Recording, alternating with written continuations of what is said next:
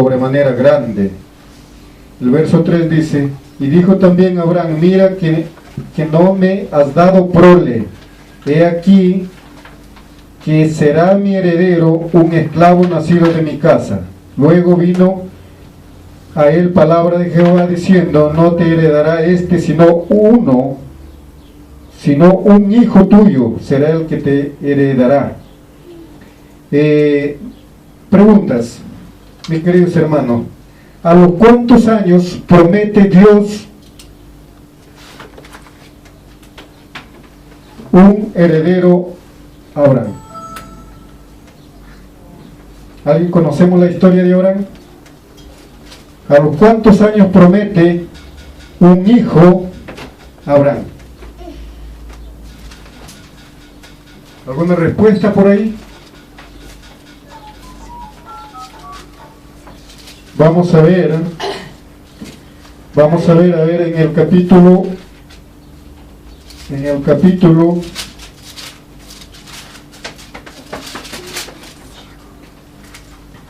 nos vamos a leer un poquito aquí para entender mejor. Dice: y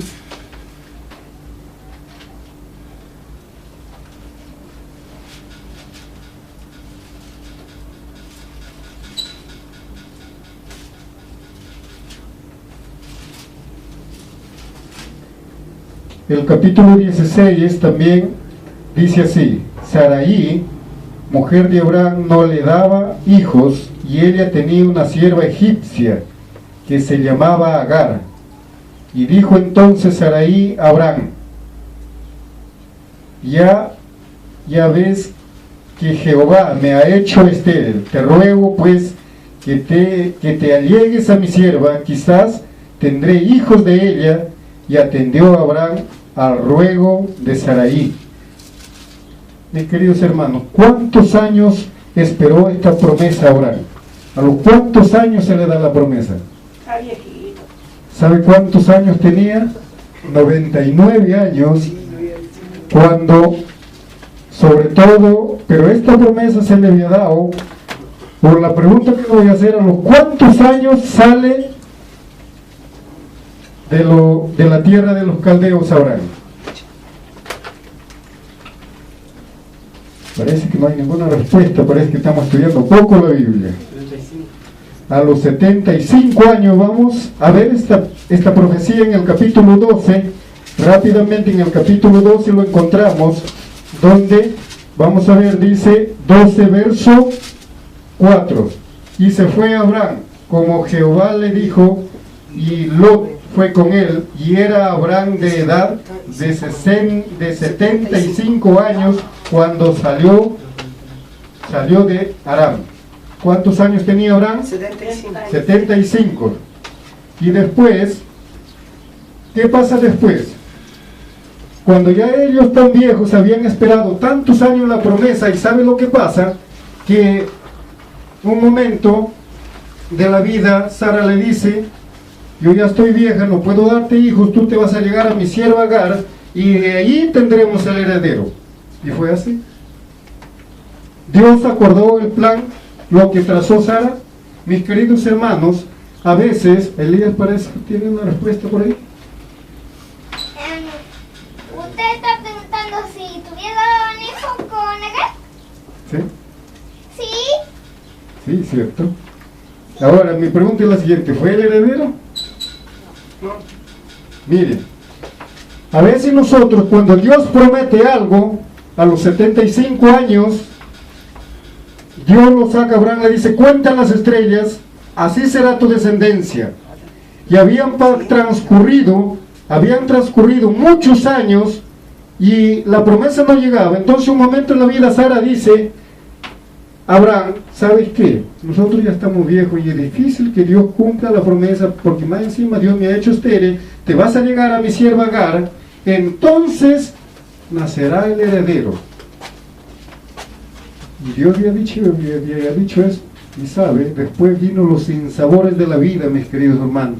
Sarai está ahí queriendo ayudar a Dios para que se cumpla la promesa. A veces el ser humano, cuando Dios nos promete las bendiciones del cielo, entonces, y a su debido tiempo, tanto esperar a veces no llega porque no somos pacientes. Entonces, ¿qué pasa? Que yo como ser humano ayudo a Dios a cumplir la promesa de acuerdo a mi propósito. Pero después, mis queridos hermanos, llegan los sinsabores de la vida, llega el dolor, el sufrimiento a causa de no ser pacientes. ¿Saben por qué? Porque a veces nos faltan los frutos del Espíritu, sobre todo la temperancia. ¿Saben lo que pasó después? Dice, vamos a ver a los cuantos años después se le nace, dice aquí, y Sarai, mujer de Abraham, el 16 verso 3, Sarai, mujer de Abraham, tomó a Agar, su sierva egipcia, y al cabo de 10 años que había habitado en Aram, en la tierra de Canaán, la dio por mujer a Abraham, su marido. Pero vamos a ver, dice el verso 16, era Abraham de edad de 86 años cuando Agar dio a luz. ¿A los cuántos años le nace Ismael? A los 86. A los 86 años. Y la promesa del ángel cuando ahora ya había nacido Ismael y ahora pensaban que era el hijo de la promesa, estaban tan seguros y después se le aparece otra vez el ángel, pasado un debido tiempo, y le dice, no es el hijo de la promesa. Nacerá de ti, de Sara nacerá. Entonces, ahí quedó un poquito confundido Abraham. Entonces vamos a ver cómo dice, y el capítulo 17 dice, verso 1, era Abraham de edad de 99 años cuando le apareció Jehová y le dijo, yo soy el Dios Todopoderoso, anda delante de mí y sé perfecto, y pondré mi pacto entre mí y ti, y te multiplicaré en gran manera. ¿A los cuántos años? A los 99 años dice. Pero más dice aquí, el capítulo 17, verso 21, mas yo establecí mi pacto con Isaac, el que Sara te dará luz por este tiempo en el año que viene. ¿A los cuántos años tendría el hijo de la promesa Abraham? Cumplido los 100 años, mis queridos hermanos. A esto ya Ismael, ¿cuántos años tenía? 13 años. Allí dice la palabra de Dios, el 25, Ismael subió y era de 13 años cuando fue circuncidado la carne de su prepucio. Imagínense, y habían pasado muchos años y todavía el heredero no llegaba, la promesa no se cumplía, pero para la mente de Sara, para la mente de Abraham, el heredero ya había llegado. ¿Cuántos años, mi querido hermano, usted está esperando la promesa del Señor?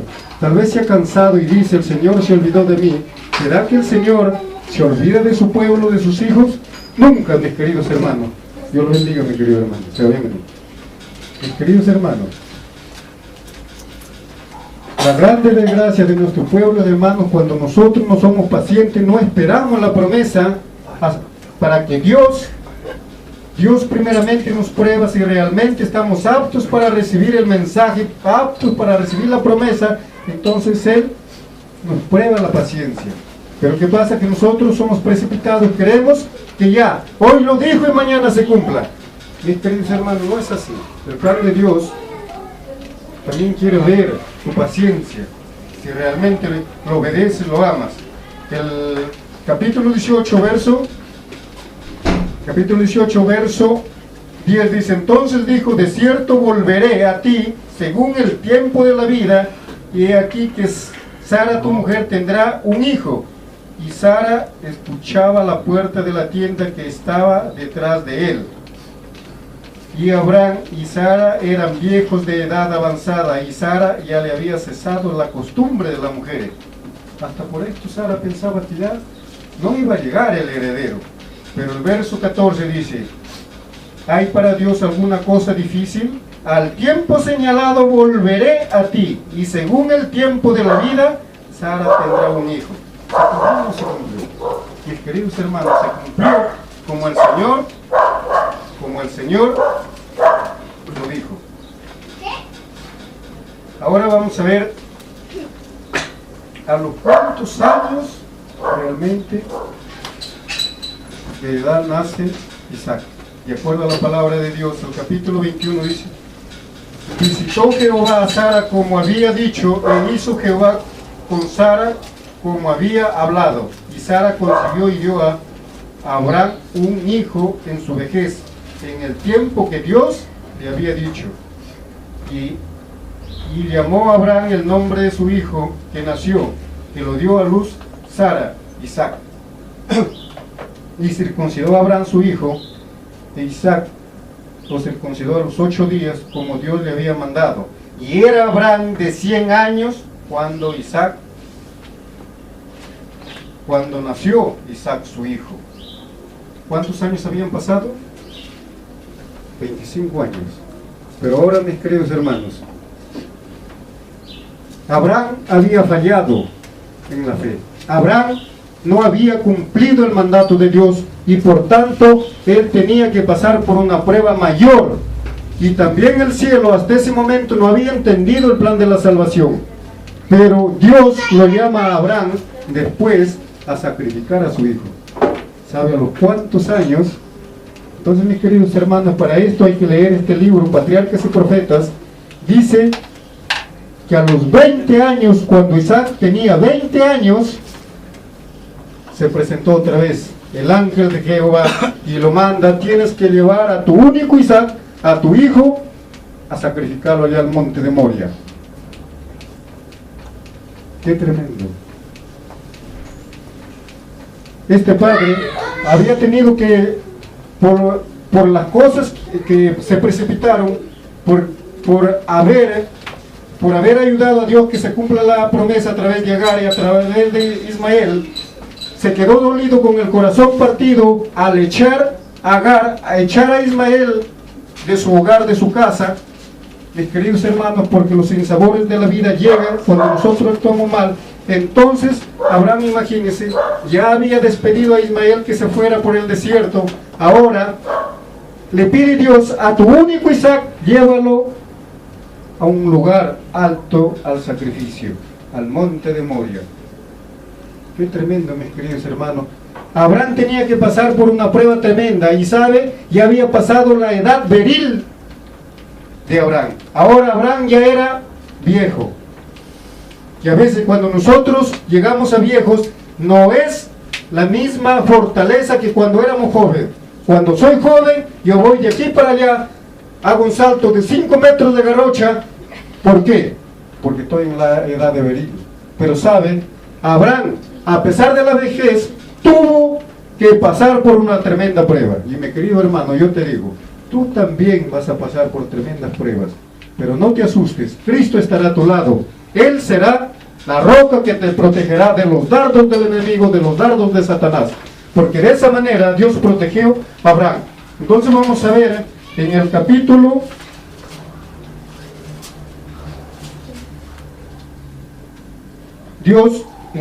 20, Dios ordena sacrificar a Isaac. Vamos a ir rápidamente. Dice: aconteció después de estas cosas que probó Dios a Abraham, y le dijo a Abraham, y él respondió: heme aquí.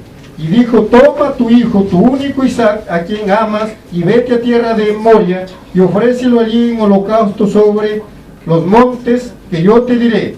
Y Abraham se levantó muy de mañana, quien albardó su asno, y tomó consigo 2 siervos suyos y a Isaac su hijo, y cortó leña para el holocausto, y se levantó y fue al lugar que Dios le dijo.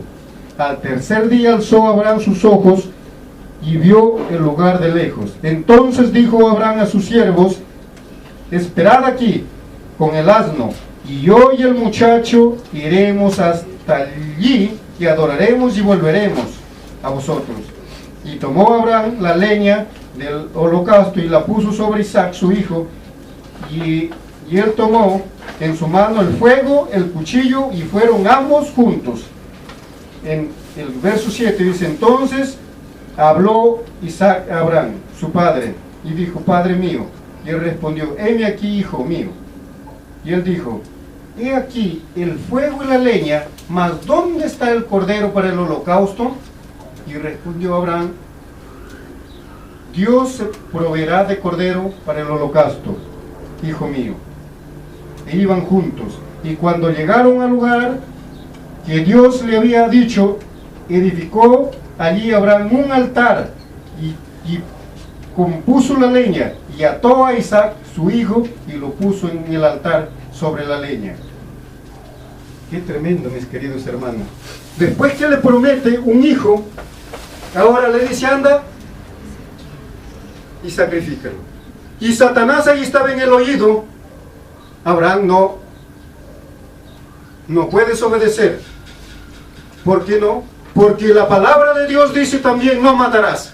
Satanás estaba ahí actuando en la mente de Abraham para que no se cumpliese la promesa.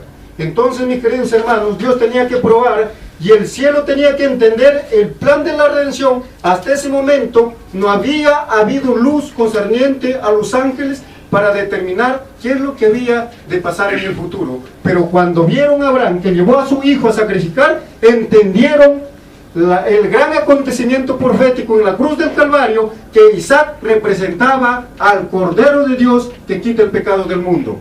Abraham representaba a Dios y Isaac representaba a Cristo.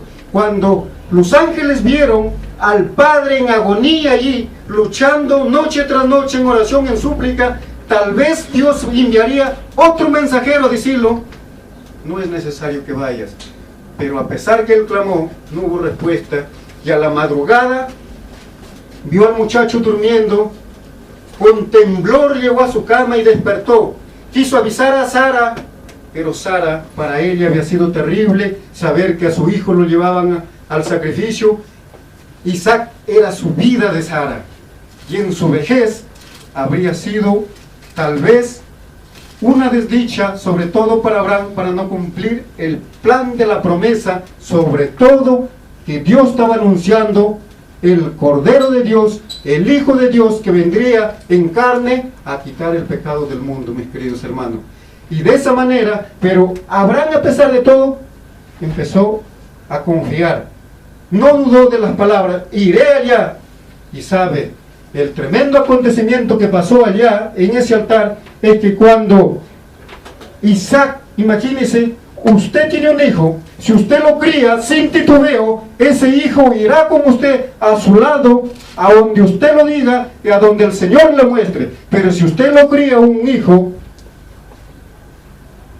desleal, sabe, Isaac habría podido huir. Era un joven, ya Abraham tenía 120 años, dice el Espíritu de la profecía. Imagínense, casi 50 años, y es esa edad que esperaron tanta promesa, y ahora que le digan, anda y sacrifica a tu hijo, imagínese, ya no tenía la misma fuerza, no tenía la misma mentalidad, pero a pesar de todo, no dudó del mensaje de Dios y partió. Pero Isaac fue criado sin titubeos, así es que él mismo se ayudó a maniar, y él mismo ayudó al patriarca de edad a ponerse arriba del altar, y él estaba listo para el sacrificio. Pero ¿sabe lo que pasó?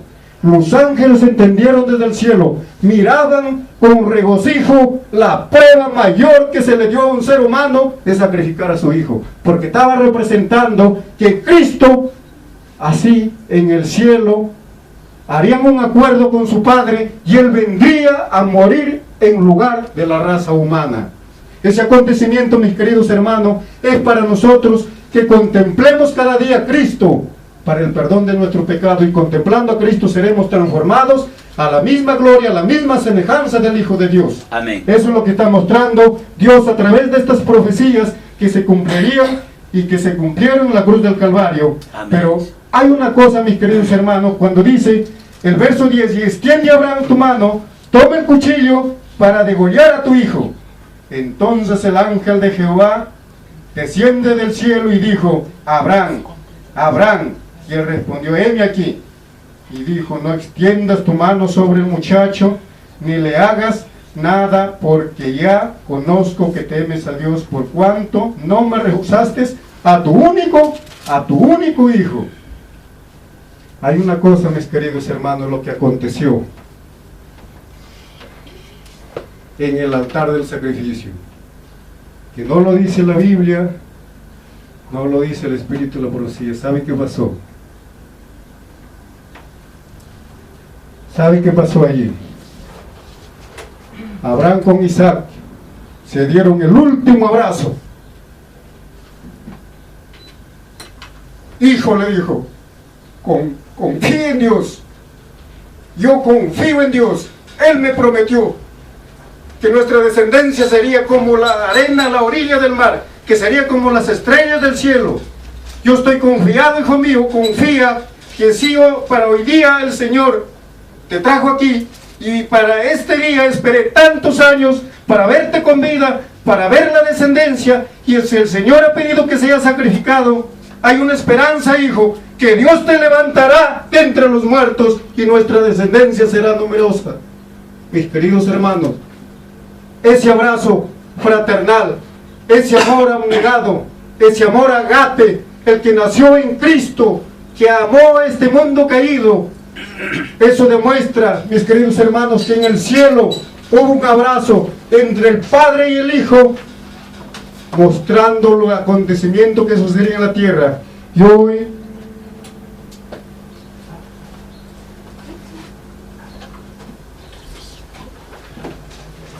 ¿saben lo que pasó? Abraham con Isaac, en el último abrazo, en el altar del sacrificio, cantaron un himno hermoso en alabanza al Cordero de Dios, y dice de esta manera: Señor mi Dios, al contemplar los cielos y astros mil girando alrededor, y al oír retumbantes truenos, y al contemplar el sol y su esplendor, llamo y proclamo por tu gran poder, cuán grande soy Jehová. Te exalto a ti con toda mi alma y ser. Grande eres tú, grande eres tú. Amén. Al contemplar. ¿Quieren cantarlo todos? Amén. Amén.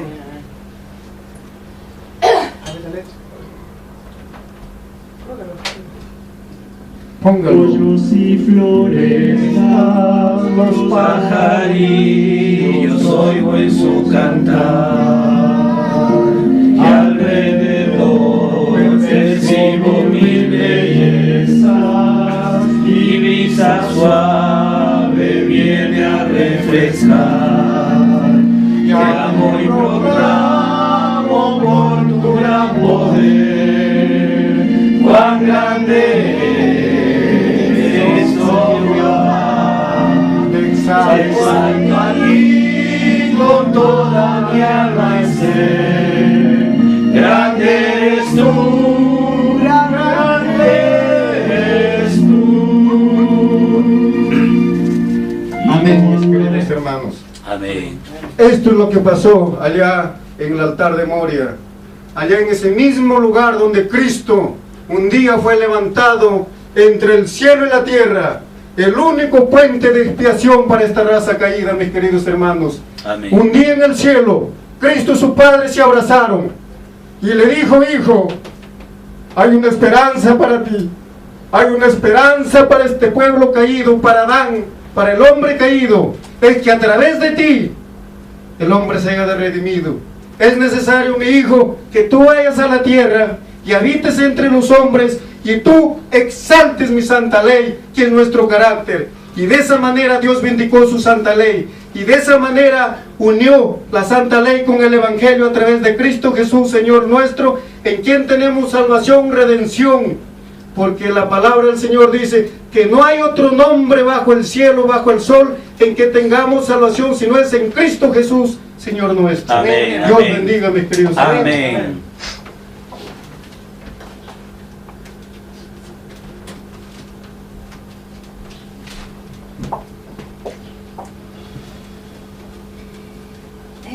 Qué bonito tema, hermano. Le damos gracias al hermano Reinaldo y vamos a cantar nuevamente con el himno número 19. Cristo te necesita.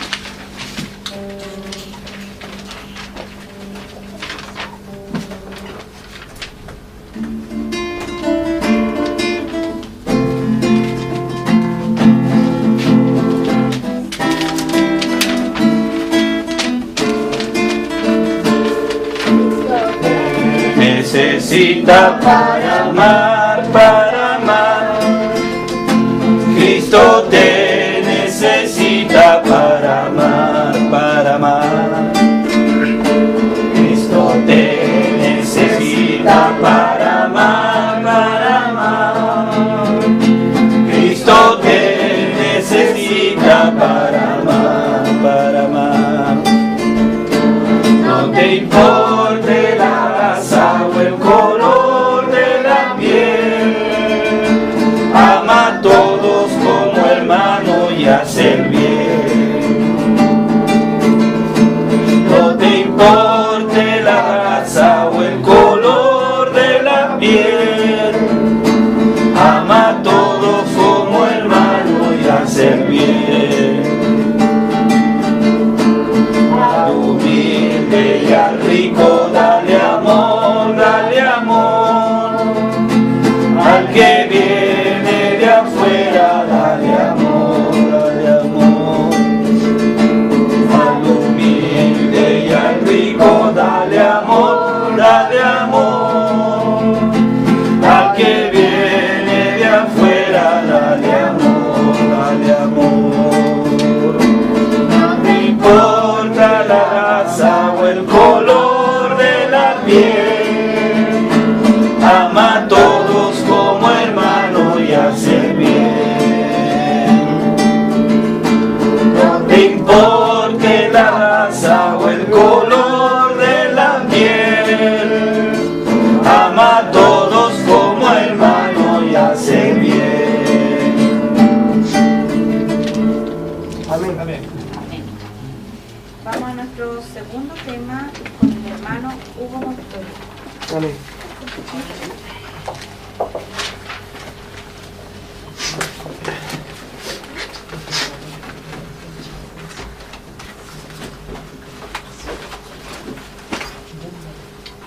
Dios le bendiga, amados hermanos.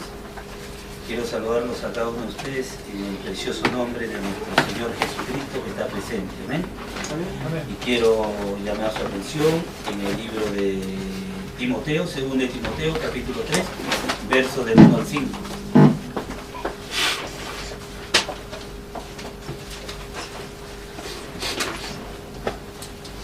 Segunda de Timoteo, capítulo 3, versos del 1 al 5.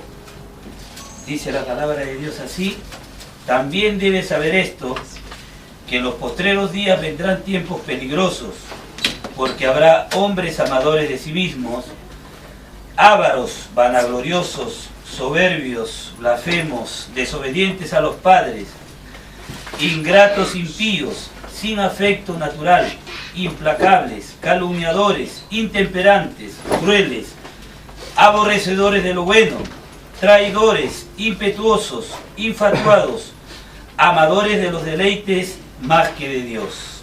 Amén. Quiero hacer una pequeña oración antes de traer este tema. Inclinemos nuestros rostros y pidamos la bendición a nuestro Señor por su palabra. Amado y bondadoso Padre Celestial, te agradecemos infinitamente una vez más en esta tarde gloriosa que a ti te plació, Señor, reunirnos delante de tu santa presencia. Amén. Hemos tomado tu palabra con mucha reverencia en esta tarde y pedimos que seas tú, Señor, el gran Espíritu Santo, trayendo, Señor, la unción, trayendo la enseñanza, trayéndonos la revelación de tu palabra, Padre, porque hemos venido a ser bendecidos, a ser, Padre Celestial, unidos con tu palabra en esta tarde. En el nombre precioso de tu Hijo amado Jesucristo pedimos todos estos favores. Amén. Amén.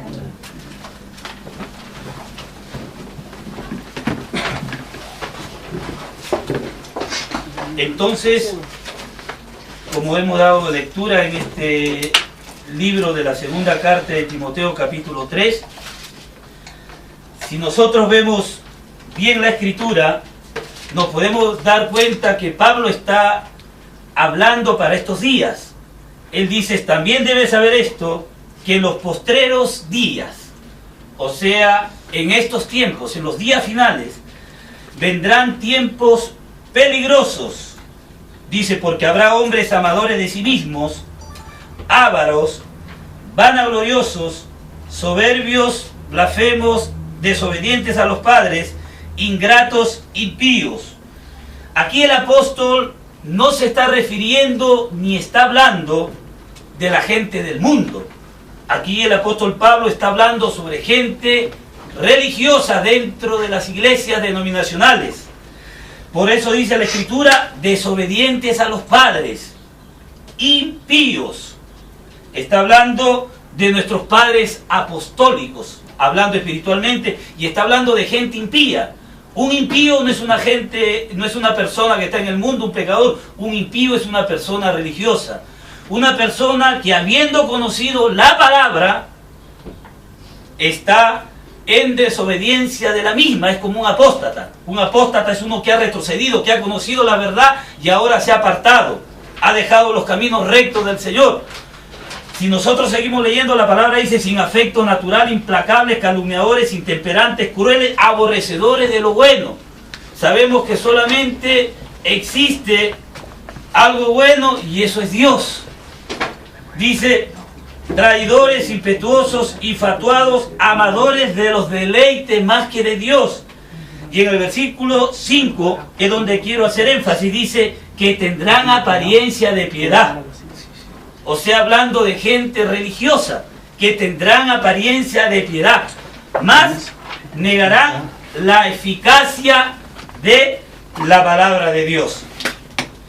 Nosotros sabemos que estamos en la dispensación de la gracia. La Biblia nos enseña que hay 7 dispensaciones. La dispensación de la inocencia, la dispensación del gobierno humano, la dispensación de la ley, la dispensación de la gracia, la dispensación del reino. Ahora estamos en la dispensación de la gracia. Y según el libro de Apocalipsis, capítulo 2 y capítulo 3, Juan escribe sobre 7 iglesias, pero no está hablando únicamente sobre 7 iglesias históricas, sino que está hablando también de 7 iglesias proféticas. Hoy nos ha tocado vivir nosotros en la última edad de la iglesia llamada la iglesia de la Odisea. Si usted lee Apocalipsis capítulo 3 del verso 14 al 25, usted se va a dar cuenta de la característica de la iglesia de este tiempo. Ahora yo no estoy hablando de la iglesia que se va con el Señor. Usted sabe que en el libro de los Cantares dice: muchas son las doncellas o las concubinas, pero una es la amada mía, una es la escogida. Yo no estoy hablando de esa. Yo no estoy hablando de la iglesia que está en obediencia a la palabra de Dios. Estoy hablando de la iglesia en general. Así como en el año 325, en el reinado de Constantino, en el concilio de Nicea, se fundó la iglesia católica apostólica romana, y de ahí salieron los protestantes, porque la Biblia dice en el libro de Apocalipsis capítulo 17, habla de una ramera, de una prostituta, de una infame, de una adúltera, de una fornicaria, de una jesuita, de un anticristo, de una iglesia religiosa llamada la iglesia católica apostólica romana. Pero dice, ella es madre de las rameras, o sea, tiene hijas. Y las hijas son todas las iglesias protestantes que salieron de ella. Lutero vino con la primera reforma, trayendo el mensaje de justificación por la fe, pero luego la iglesia cayó y se organizó, se denominó y se desvió de la reforma, la iglesia luterana. Si Lutero se levantara hoy de la tumba y viera cómo está la iglesia luterana, le va a dar ganas de volverse a morir. Lo mismo Wesley y lo mismo todos esos grandes reformadores, porque la iglesia está en una condición, hermano, como lo muestra proféticamente el libro de Apocalipsis capítulo 3, versos 14 al 25. Está tibia, está ciega, está desnuda, está miserable, y lo más tremendo es que ni siquiera lo sabe. ¿Se da cuenta? Por eso dice en Apocalipsis 17, dice, madre de las rameras, porque tiene hijas. Y son todas estas iglesias protestantes denominacionales, hasta la misma pentecostal, que salieron de ella.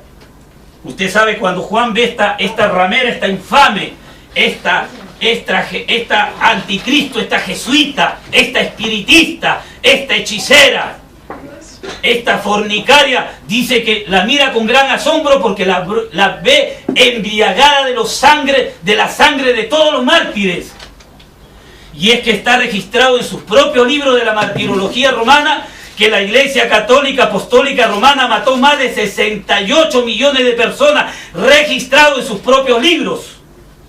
solamente porque no creyeron ni siguieron sus enseñanzas y no se unieron a ella. Esos son los que están registrados nada más. ¿Qué de todos los que mataron y no están registrados? ¿Y qué de todas las personas que han matado espiritualmente con sus herejías, con sus falsas enseñanzas?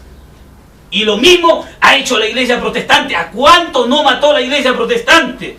¿A cuánto no mataron los pentecostales, los bautistas, los metodistas, los luteranos? La iglesia bautista mató a José Smith de la iglesia mormona. Claro que ese hombre estaba errado, pero nadie tiene el derecho de matar a nadie. ¿A cuántos no ha matado? Por eso Juan cuando la ve queda asombrado. Y el ángel dice, yo te diré el misterio de esta mujer. Esta es la que se ha embriagado con toda la sangre de todos los mártires y todos los santos de Jesús. Y de ahí salieron los protestantes. Y ahora las hijas están volviendo a la madre para que se cumplan las profecías bíblicas. Por eso existe este gran concilio ecuménico. No solamente aquí en Chile, sino en todo el mundo. El concilio ecuménico, a donde las hijas se están uniendo nuevamente, están regresando nuevamente a Roma. Porque todas las falsas enseñanzas, todas las herejías, toda la apostasía, toda la religiosidad, todo viene de Roma. ¿Se da cuenta usted? Es por eso que el ángel escribe en Apocalipsis 3:14 para adelante, una iglesia ciega, miserable, desnuda. Y el ángel dice, yo te aconsejo que de mí compres oro refinado en fuego para que te vista de vestiduras blancas y no se descubra la vergüenza de tu desnudez. Está desnuda la iglesia de la Odisea.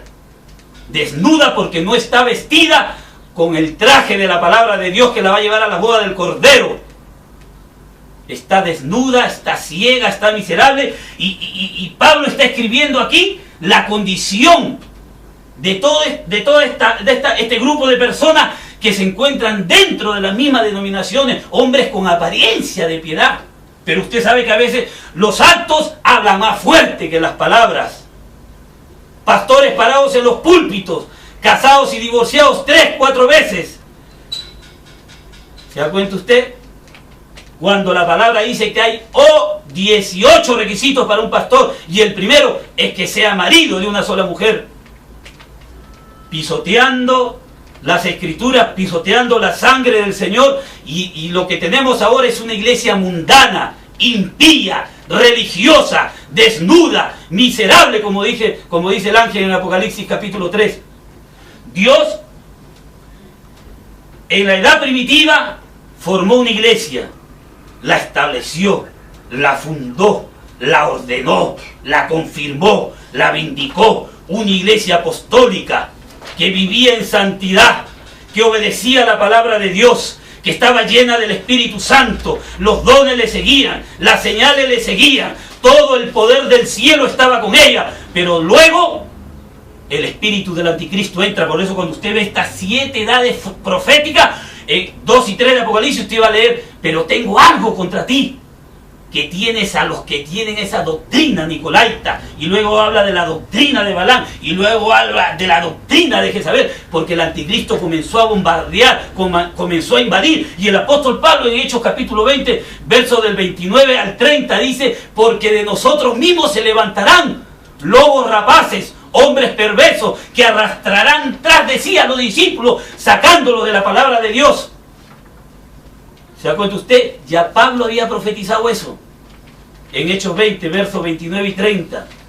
Y entonces entró el nicolaísmo. Es por eso que Joel dice en Joel 2:25, yo restauraré, dice el Señor, todos los años que comió la oruga, el revoltón, el saltón, el pulgón. Es un mismo insecto en 4 etapas diferentes. Tipológicamente es el anticristo, entrando a través de las edades de la iglesia para combatir a la verdadera iglesia del Señor, para dislocar las enseñanzas originales de la Biblia, para desviar al creyente de la palabra de Dios, a través de la apostasía, a través de la herejía, a través de todas esas enseñanzas apóstatas y heréticas que se han metido dentro de las iglesias denominacionales. Es por eso que Pablo habla, dice, pero también debes saber esto, que en los postreros días, en estos tiempos, vendrán tiempos peligrosos, porque habrá hombres amadores de sí mismos, ávaros, vanagloriosos, soberbios, blasfemos, desobedientes a los padres, ingratos, impíos, hombres que han tomado el ministerio de pastor como una profesión para lucrar y tomar el evangelio como una fuente de ganancia, lobos rapaces detrás de los púlpitos, llenos de culebras, que solamente usan el evangelio para beneficiarse y para hacerse rico. Usted, no sé si habrá visto el canal 50 de Enlace, lleno de falsos profetas, hombres multimillonarios que se han beneficiado, hipócritamente han lucrado con la palabra de Dios. Hay 5 características de estos falsos profetas. Mateo 24, religiosos. Segunda de Pedro, capítulo 2, versículo 1, toman la palabra como fuente de ganancia. Y en el mismo Mateo 24 dice, las señales muchas veces le siguen. Llenan estadios, llenan coliseos, tienen dones de sanidad, pero son más falsos que el dólar colombiano. Lucran con la palabra de Dios, traen enseñanzas heréticas, se aprovechan del laico, del creyente, del pueblo, de la gente ignorante que está ciega a las escrituras para ellos enriquecerse. Ellos tienen su propio reino aquí en la tierra porque ellos no van a reinar allá. Por eso que este es el grupo que Jesús habló en Mateo 7:21, cuando dijo, no todo el que me dice Señor, Señor entrará al reino de los cielos, sino el que haga la voluntad de mi Padre que está en los cielos. Muchos me dirán en aquel día, Señor, prediqué en tu nombre hizo milagros, en tu nombre hice esto, hice aquello. No los conozco, dijo el Señor, apartados de mí, malditos al fuego eterno. Nunca los conocí. Pero el Señor conoce a los suyos. El Señor conoce a los suyos y conoce también a los que no son suyos. ¿Se da cuenta usted? Entonces, de este grupo de culebras es que está hablando aquí Pablo. ¿Ve? Dice, con apariencia de piedad, mas negando la eficacia. Claro, que estas son las culebras chicas nomás, porque el culebrón más grande está en el Vaticano.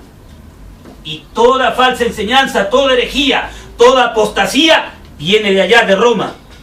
Es por eso de que la Biblia la llama la gran ramera, porque se ha prostituido en contra de las enseñanzas originales de la Biblia. Hay gente que se escandaliza ahora y dice, uy, cómo ha caído la Iglesia Católica, cómo están los curas, los padres, ahora en la pedofilia. Si siempre ha sido así, hermano. Si usted leyera, yo como quisiera darle un libro que tengo así, yo, titulado Las 7 edades de la Iglesia, donde tengo todas las edades. Si usted leyera, toda la vida ha sido así los sacerdotes. Toda la vida desde que se fundó la Iglesia Católica han sido pedófilos, han sido homosexuales, han sido degenerados, han sido pervertidos, adúlteros, fornicarios. ¿En cuál nación nomás no se ha hallado fetos enterrados debajo de los conventos y todo eso? Toda la vida han sido así.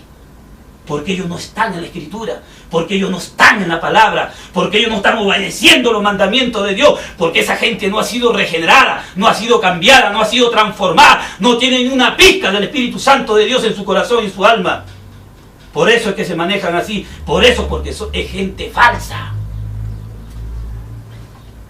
Y de ese grupo es que el apóstol Pablo está hablando aquí, y de ese mismo grupo escribe Juan en Apocalipsis capítulo 3, hablando de la iglesia, de la virgen fatua, de la iglesia falsa, de la ramera y sus hijas. De ese grupo de gente es que el apóstol Juan está escribiendo aquí, en estas escrituras que nosotros estamos viendo en esta tarde. Por eso hay una voz que dice en Apocalipsis 18:4, salid de medio de ellos, pueblo mío. Jeremías 51:8 también dice, salid de Babilonia, librad cada uno su vida, huid, porque copa de ira es Babilonia. No está hablando de una Babilonia literal, que está enterrada y hecho tira a 84 kilómetros de Bagdad, que está hablando de una Babilonia espiritual. Babilonia significa confusión. Hay que salir de toda confusión religiosa, tanto del catolicismo como también de toda denominación religiosa que se ha levantado hoy. Salí de medio de ellos, pueblo mío. Pero hay que salir para entrar a la palabra. hay que salir para retornar a las enseñanzas originales de la Biblia. Jesucristo es el mismo de ayer, de hoy y por todos los siglos. Si Juan Smigel, que fundó la iglesia bautista, viera cómo está la iglesia bautista, seguro que se quiere volver a morir. Un hombre que oraba 8 horas diarias. Se levantaba 3, 4 de la mañana a orar. A las 9 de la mañana la esposa tenía que llevarlo hacia la mesa para darle desayunar, porque los ojos se le reventaban de hinchado y no podía ver por dónde caminaba de tanto orar, de tanto clamar.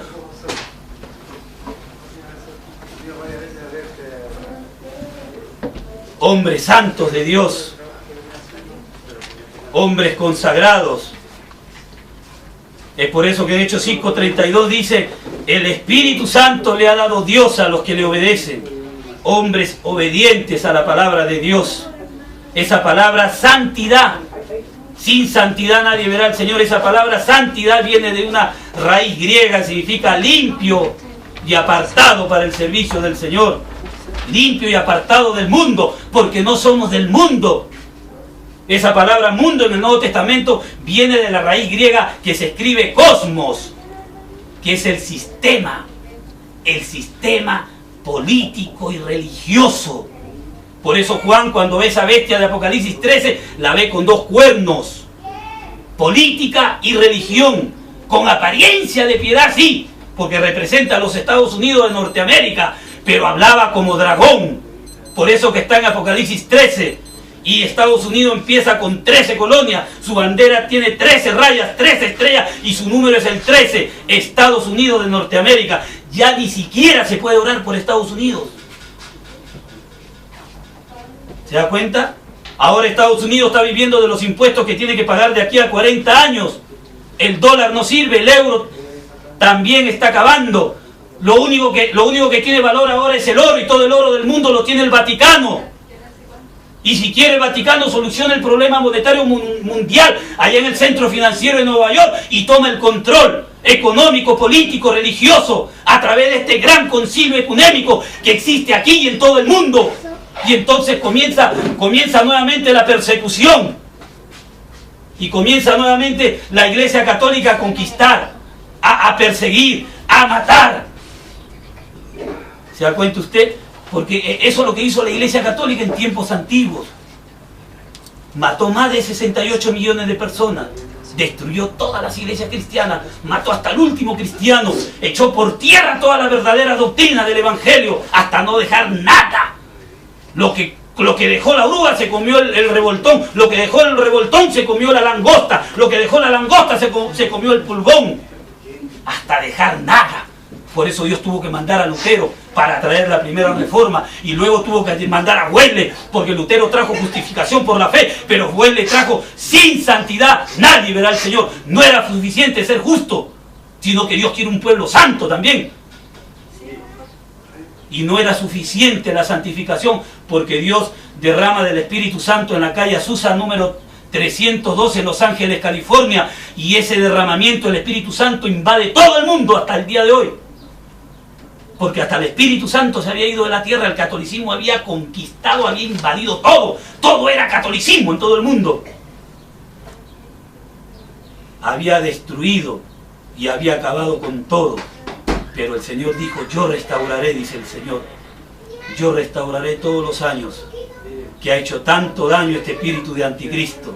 Anticristo significa en contra de Cristo. Y si significa en contra de Cristo, significa en contra de la palabra de Dios. En contra de la palabra de Dios. Ahora Juan no solamente habla de un anticristo, Juan habla de muchos anticristos. Estamos llenos de anticristos ahora. Llenos de anticristos. Por la televisión, por las calles, por las noticias, por la radio, lleno de anticristo, lleno de herejes. Ese canal 50 de enlace, lleno de anticristo.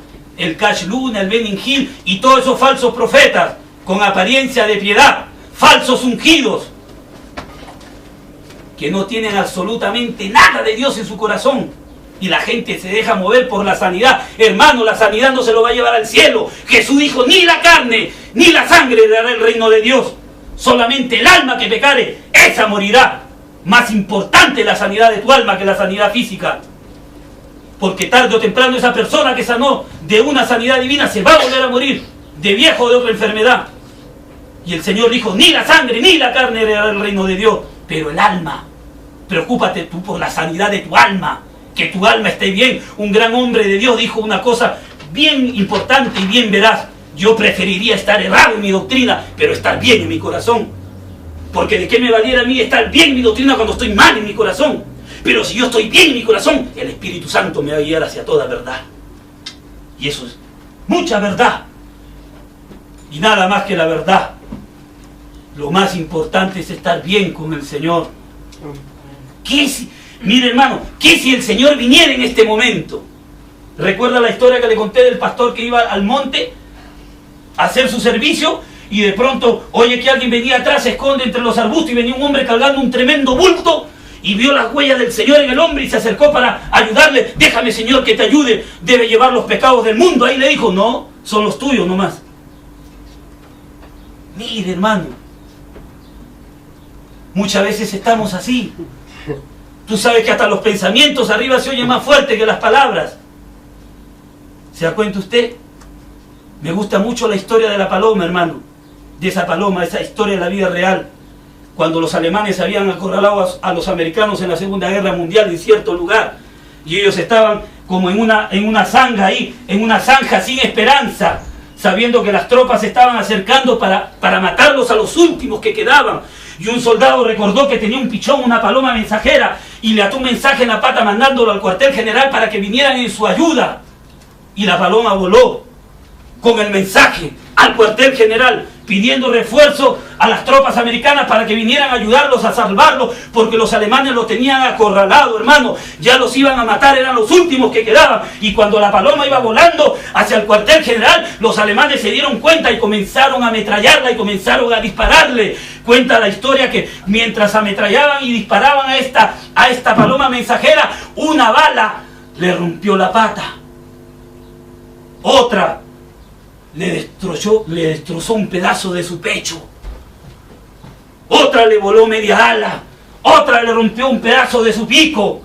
Pero cuenta la historia que así, herida, ensangrentada, maltratada, inválida, llegó con el mensaje al cuartel general, y ese día esas tropas fueron salvadas y fueron rescatadas por el pelotón americano. Pero hay uno más grande que esa paloma, que también llegó a la cruz del Calvario en esa forma, herido, maltratado, ensangrentado, morido por nuestros pecados. Y Hebreos capítulo 6 dice que lo podemos volver a crucificar al Señor. Dice que nosotros podemos volver a crucificar al Señor por segunda vez, con nuestros delitos y pecados. Esta generación ha crucificado, hermano, ha crucificado por segunda vez al Señor. No solamente con sus delitos y sus pecados, con todos sus dogmas y todos sus credos religiosos y denominacionales que tienen todas estas denominaciones falsas, todas estas vírgenes fatuas, insensatas, desleales a la palabra de Dios.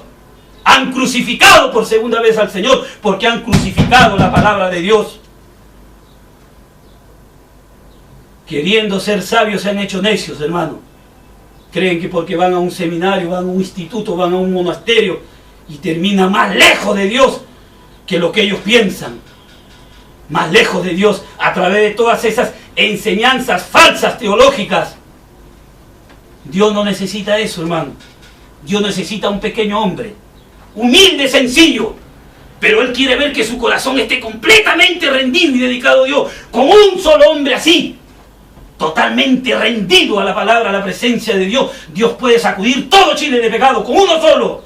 Si verdaderamente ve un corazón completamente rendido y dedicado a Dios. Dios siempre lo hizo con uno solo. Ahí vemos a Moisés, vemos a Elías con uno solo. Una vez Elías pensó que se había quedado solo y el Espíritu Santo bajó y le dijo: no temas, Elías, hay 7000 que no han doblado sus rodillas delante de Baal. Tú no estás solo. Siempre hay un grupo, siempre hay un cuerpo, siempre hay un pueblo, siempre hay una iglesia, hermano, que se va a parar por la palabra de Dios. Amén.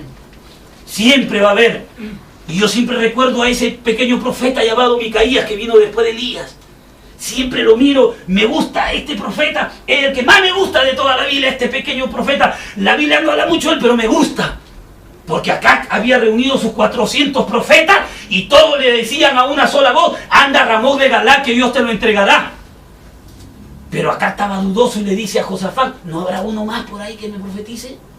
Josafat dijo: yo conozco a alguno. Ah, hay uno todavía. Ese es Micaías. Cuando escuchó su nombre, acá dijo: oh, no, si ese toda la vida me anda predicando mal. Toda la vida me anda profetizando mal. No, dijo, yo no puedo ver ni en pintura. Habla mal contra mi religión, habla mal contra mi iglesia, habla mal contra mi nación, habla mal contra mi mujer, habla mal contra... Todo el tiempo me está profetizando mal. Pero dígame, hermano, ¿cómo podía Micaías bendecir algo que Dios había maldecido? No podemos bendecir algo que Dios ha maldecido, hermano. A lo blanco tenemos que decirle blanco y a lo negro, negro. Cuando se trata de la palabra de Dios tenemos que decir la verdad y la palabra de Dios. Así nos cueste nuestra propia vida.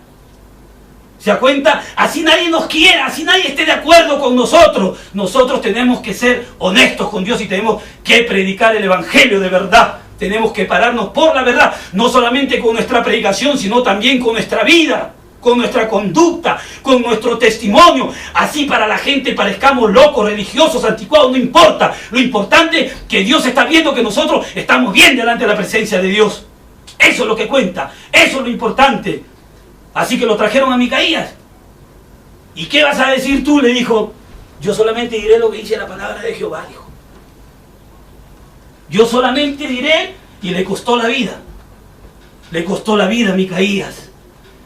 Y ese pequeño hombre siempre me hace recordar a hombres de Dios ahora, que están en este tiempo deshaciendo todos los altares falsos de Baal que hay. Todas estas denominaciones falsas. Todas estas organizaciones religiosas que están llevando a la gente hasta el lago de fuego ardiendo, hermano. Desviándolo de la verdad, desviándolo de la santidad, desviándolo. Yo había predicado en una campaña sobre la santidad. Había predicado aún sobre la santidad externa, cómo una mujer debe vestirse, porque hasta eso enseña la palabra de Dios. Al día siguiente me llama el pastor: ¿cómo se le ocurre hablar esas cosas, hermano? Me dijo: déjele usted que las chicas usen su chori, su minifalda, no le hace daño a nadie, estamos en un tiempo moderno. Yo le dije: si a mí me invitan a predicar, yo voy a predicar la Biblia, yo voy a predicar la verdad. Yo no tengo por qué agradarle a usted. El apóstol Pablo dijo: si todavía agradara a los hombres, no sería siervo de Dios entonces. Yo no tengo por qué agradarle a usted, ni tengo por qué predicar lo que usted cree. Yo tengo que predicar lo que la Biblia dice. La palabra habla en 1 Tesalonicenses 5:23, que guárdate en santidad en tu cuerpo, en tu alma y en tu espíritu. Se enojó. ¿Se acuerda que lo invité a una conferencia mundial? Me dijo el pastor, ¿se acuerda? Que iban a venir de muchos países. Ya no está invitado. ¿Y a mí qué me importa? ¿A mí qué me importa? Le dije. Yo estoy diciendo lo que la Biblia dice. Así acabe predicando solo de repente en una esquina. No importa, el mundo es mi púlpito. Tengo la calle, tengo todo el mundo en mi púlpito para poder predicar el evangelio. Preferiría tener, si yo fuera pastor en mi iglesia, 5 personas, pero que sean personas renacidas, personas transformadas, cambiadas, regeneradas por el Espíritu Santo. A tener un montón de cerdos blancos en la iglesia, gente simpatizante, que en la iglesia son ángeles y fuera de la iglesia son demonios, gente simpatizante, que vienen a ocupar solamente un lugar en la iglesia y aquí cantan, alaban, adoran, oran como ángeles y fuera de la iglesia están mintiendo, están robando, están estafando, están maldiciendo, están odiando, están engañando a la mujer. ¿Se da cuenta usted, hermano? Muchos son los llamados, dijo el Señor, pero pocos son los escogidos. Por eso que a mí me gustan los grupos así pequeños, pero que haya creyentes genuinos. Porque el Señor dijo: donde están 2 o 3 congregados, yo estoy en medio de ellos. Y por último dijo: no temáis, manada pequeña, que a vuestro Padre le ha placido daros el reino.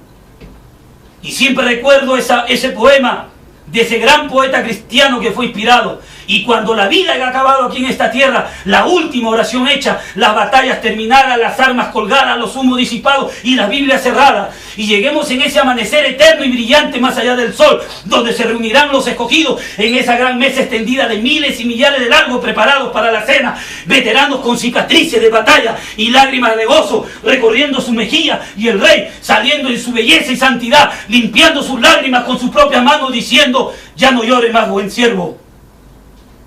Ya no llores, Marco, ya no llores, Reinaldo. Entra al gozo de tu Señor. En poco has sido fiel, en mucho te pondré.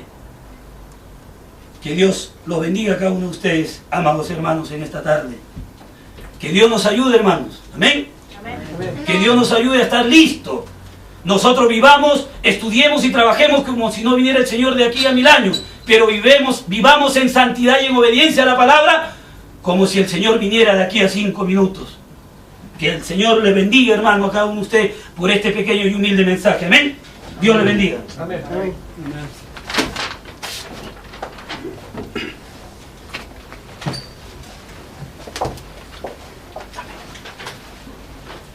Gracias, hermano. Vamos a seguir con otro canto, el número 42. Hay cosas que...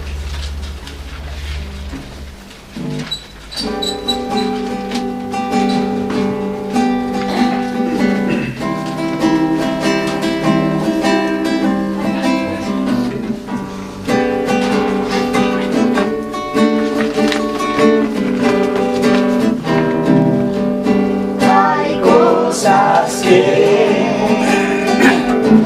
yo no comprendo,